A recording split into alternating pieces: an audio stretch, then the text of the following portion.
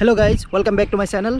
আজি মই এই ভিডিওটোত আপোনালোকক মোৰ কিছুমান পুৰণি ভিডিওৰ জৰিয়তে আয়াৰলেণ্ডৰ এখন সৰু সিটি দেখাবলৈ চেষ্টা কৰিম। যেহেতু সেই ভিডিওবোৰ মই ব্লগ কৰিম বুলি কৰা নাছিলো, গতিকে ক্যামেৰাৰ ফ্ৰণ্টত মই কমে আহিম।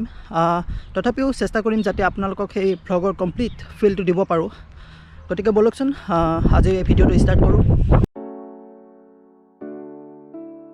আজি আপোনালোকক লৈ যাম গলৱে, যিখন ইউৰোপ মহাদেশৰ আয়াৰলেণ্ডৰ এখন সৰু সিটি।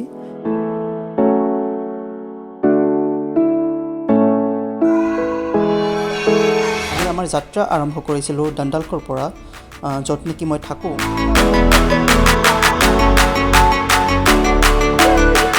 আৰু গলৱে সোমোৱাৰ ঠিক আগমুহূৰ্তৰ দৃশ্য এয়া।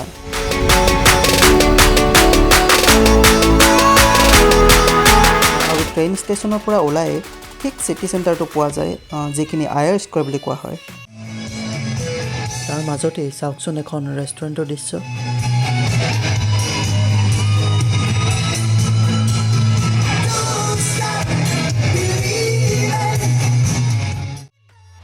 সেইদিনা চিটিৰ ভিতৰত ইমান এটা ঘূৰা নহ'ল।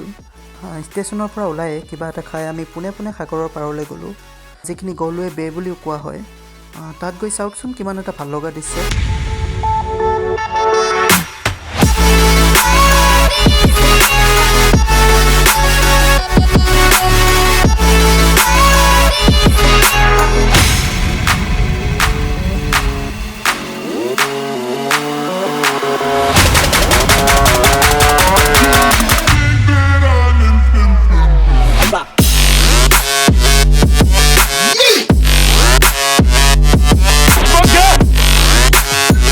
যিহেতু উইণ্টাৰত আয়াৰলেণ্ডখন বেছিভাগ সময় ডাৱৰীয়া হৈয়ে থাকে, গতিকে যিদিনা ৰ'দ ওলায় মানুহবোৰে এনেকৈ বাহিৰলৈ ওলাই আহি নিজৰ লাইফবোৰ এনজয় কৰে।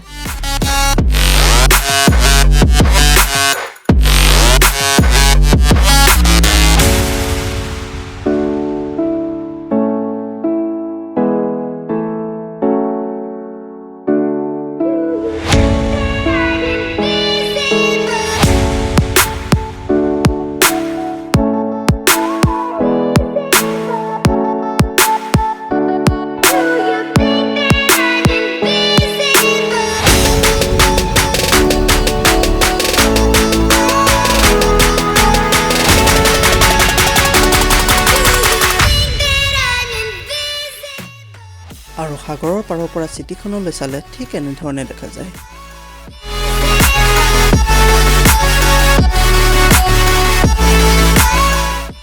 আৰু এয়া চাওকচোন ৰামধেনুৰ সৈতে কিমান এটা ভাল লগা দৃশ্য।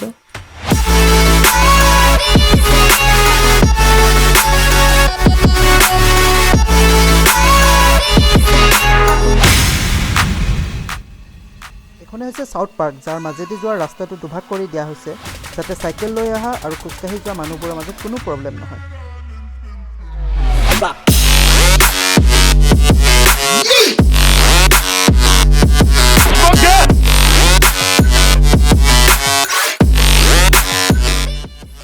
আৰু এইখনেই হৈছে আটলাণ্টিক মহাসাগৰ।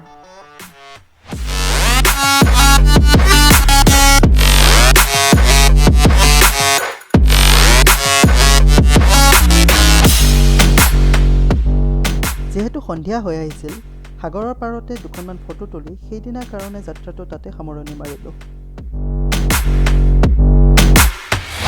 আৰু এখন টেক্সি ৰেণ্টত লৈ পোনে পোনে আমি হোটেলৰ দিশে আগবাঢ়িলোঁ, যিখন গলৱে চিটিৰ পৰা প্ৰায় 10 কিলোমিটাৰমান দূৰত আছিল।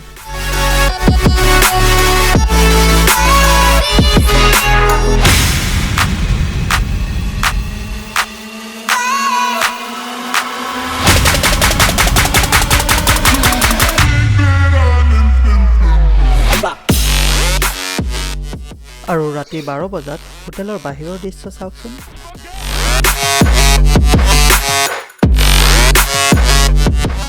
আৰু পিছদিনা ৰাতিপুৱা আমি হোটেলৰ পৰা ক্লিপছ অফ মহাৰলৈ গ'লোঁ, যিখিনি আপোনালোকক মই নেক্সট ব্লগটোত দেখাবলৈ চেষ্টা কৰিম।